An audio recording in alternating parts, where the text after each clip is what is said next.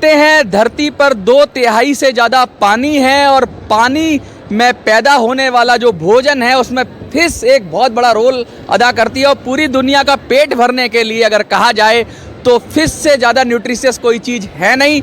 सदियों से, हजारों साल से मानव फिश पर डिपेंड रहा है और उसने फिश को भोजन की तरह इस्तेमाल किया है। और कहते हैं दवाइयों में भी फिश के बहुत सारी चीज़ें आती हैं, बहुत सारी चीज़ें ऐसी हैं जो फिश से मिलती हैं, जो सब्जियों में और अन्य चीज़ों में नहीं मिल सकती।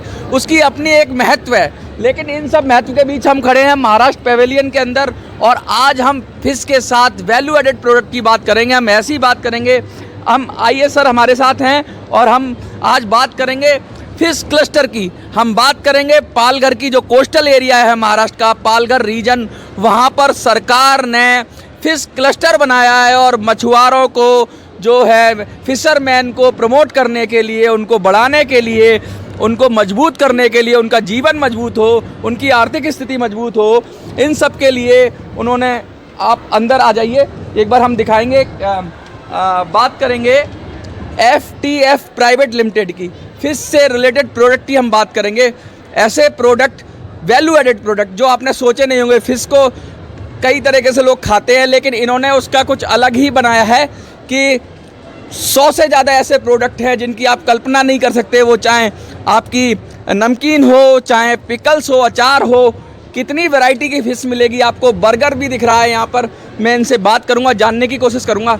सर FTF प्राइवेट लिमिटेड, क्या ये है क्या, थोड़ा सा बताइए। नमस्कार, माझं नाव Sunil Ramesh Shakrekar. Fresh traditional fish private limited और कोलीवाड़ा, ये हमारे 2 ब्रांड है। फ्रेश ट्रेडिशनल फ़िश 100 से ज़्यादा 120 वैल्यू एडेबल फिश प्रोडक्ट बनाती है, जिसमें कि हम फिश के वैल्यू एडेबल प्रोडक्ट बनाते समय बहुत कुछ सोच के ही हमने बच्चों से लेके बड़ों का और गरीबों के लिए से अमीरों का सबका ध्यान देते हुए ये प्रोडक्ट बनाए हैं। फ्रेश ट्रेडिशनल फ़िश महाराष्ट्र की ऐसी नंबर 1 कंपनी है जिसके 125 के ऊपर वैल्यू एडेबल प्रोडक्ट है। मैं तो 100 समझ रहा था, 125 से निकल गए आप। 125 के ऊपर 125 प्लस। Right sir. अच्छा, एक प्रोडक्ट थोड़ा सा समझाएंगे, कुछ प्रोडक्ट उठा के, जैसे लोग समझें ये है क्या, असल में है क्या। नमकीन लग रही है मुझे तो ये। नमकीन नहीं है, ये फिश का चूड़ा है। अच्छा। 3 टाइप का फिश दिखा दीजिए जरा। फिश का चूड़ा है ये। अच्छा। नया इनोवेटर प्रोडक्ट है ये। अच्छा। इसमें इंग्रेडिएंट क्या क्या है? इसमें एक्चुअली कि जो नमकीन ही गिरता है, लेकिन प्रॉन्स, एक पताड़ू करके फिश आता है, बॉम्बे डक करके फिश आता है, जो हमारे यहाँ लोकल कम्युनिटी में काफ़ी तौर पे मिला जाता है।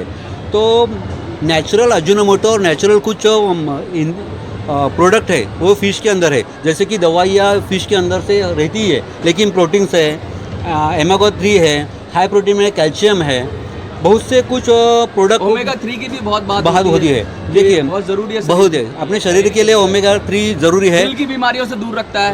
वो उसके लिए है ज़्यादा। तो उसका यूज़ हम ब्यूटी पार्लर के प्रोडक्ट के लिए किया जाता है, कॉस्मेटिक प्रोडक्ट के लिए किया जाता है। प्रोटीन्स है, विटामिन्स है, मिनरल्स है। जो सी फूड है हमारा, उसमें कोई भी चीज़ मिलाया नहीं जाता है। हाँ। वो नेचुरली कुछ भी फिश या नेचुरली शैवाल खा के ही ये होता है। कि बाकी जो भी कुछ प्रोडक्ट है, जैसे कि चिकन, मटन है, इनको कुछ भी प्रोटीन्स वगैरह हाई प्रोटीन या इंजेक्शन दिया जाता है। लेकिन फ़िश ऐसी जो चीज़ है, ये नेचुरली पैदा होती है, नेचुरली बढ़ती है और उसके फ़िश के खाने से कोई साइड इफ़ेक्ट बिल्कुल भी नहीं है। हेल्दी प्रोडक्ट है और वही हेल्दी प्रोडक्ट हम पूरे भारतवर्ष में सबको खिलाना चाहते हैं। कुछ प्रोडक्ट जैसे आपने ये बात की, ये क्या चीज़ है? ये ड्राई प्रॉन्स है हमारे। अच्छा, ड्राई प्रॉन्स है। और ये प्रॉन्स का पिकल है। अच्छा, प्रॉन्स का पिकल। ये प्रॉन्स का पिकल है। अच्छा, प्रॉन्स। और ये बहुत सारा आपने लगा रखा है, थोड़ा सा ये बताइए क्या है ये? तो देखिए, ये अलग अलग टाइप के फ़िश अवेलेबल है। फ़िश के बर्गर हमने बनाए हैं, टूना फिश के बनाए हैं, प्रॉन्स के बनाए हैं हमने, पॉपलेट के बनाए हैं, तो कैटफिश के हैं। ये तो फूड के साथ क्रिएटिविटी मिक्स हो गई। Right sir. आप भी कलाकार हो सर। सर बराबर है। फूड के साथ कला को मिक्स कर दिया और प्रेजेंटेबल बना दिया। देखिए, टेस्ट की बात, क्योंकि जो लोग खाते हैं वो समझते होंगे कि टेस्ट कितना मैटर करता है। बराबर है। तो बताएंगे कि लोगों की रिक्वायरमेंट कैसे पता लगती है आपको?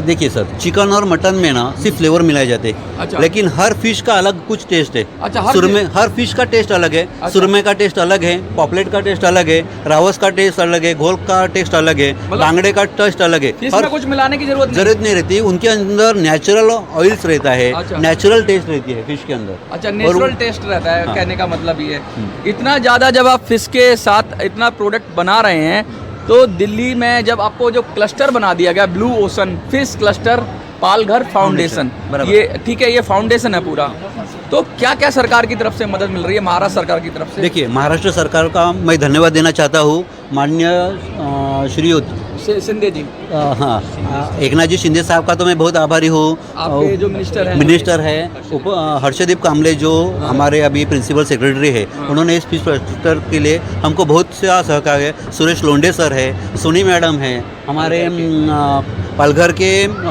जो DIC सोनी मैडम है। कहते हैं पालघर में आदिवासी इलाका है, गरीबी बहुत है, ट्राइबल रीजन है, और ऐसे में जब लोग अशिक्षित हैं, रोजगार नहीं है, और बहुत जीवन कहते हैं पालघर के अंदर ऐसा सुना जाता है, मेरे को ज़्यादा अगर मैं आपसे बात करूं कि रोटी के लिए भी लोग तरस रहे हैं, भूखे हैं, उस समय आप उनको ये सब चीज़ें अगर करेंगे तो उनका जीवन स्तर कितना बदलता है? देखिए सर, पहले ही पालघर की बात तो अलग थी, लेकिन अभी पालघर में रोजगार बढ़ रहा है, पालघर के लोग शिक्षित हो रहे हैं, सरकार ध्यान दे रही है, सरकार ध्यान दे रही है, बहुत कुछ कर रही है उधर की गवर्नमेंट, तस्वीर बदल रही है, टोटली तस्वीर बदल रही है। हमारा पूरा पालघर और अभी का पालघर बहुत बदल रहा है।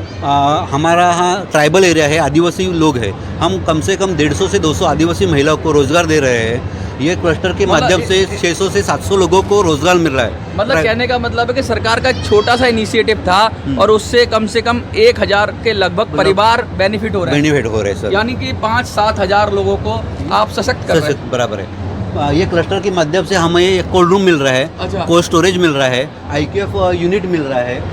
अच्छा, ये सारी चीजें जो फिश मैनेजमेंट के लिए या फिश कल्टीवेशन के लिए जो भी चीज़ है वो हमको गवर्नमेंट दे रही है। प्रोसेसिंग प्रोजेक्ट के लिए हमारे महाराष्ट्र में अभी तो कोई आ जाएगा एकदम राइट सर। सब फैसिलिटी गुजरात में थी या केरला में थी, NP में थी, लेकिन महाराष्ट्र में ऐसा कोई फैसिलिटी नहीं। एक्सपोर्ट का भी कुछ सोचा है आपने? जाहिर है सर, क्योंकि क्लस्टर बनाते हैं तो क्लस्टर बन रहा है। हमारा मेन वही है कि हमारा यही है कि हम एक्सपोर्ट में जाए।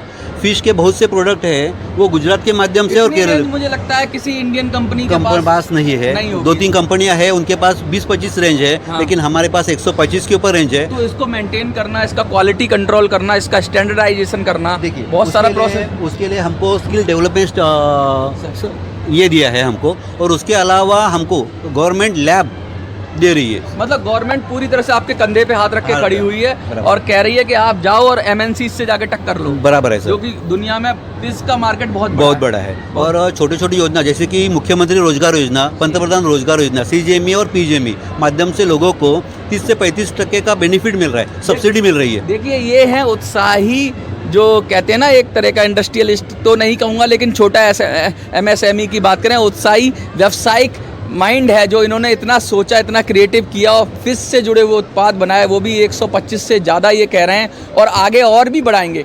और जब इतनी रेंज होती है फिश से लोग, क्योंकि बहुत ज़्यादा लोग ऐसा है कि अलग अलग लोग अलग अलग चीज़ें खाते हैं, लेकिन फ़िश कहते हैं पूरी दुनिया में खाई जाती है, ऐसा कोई देश नहीं है जहाँ पे फ़िश ना खाई जाती हो।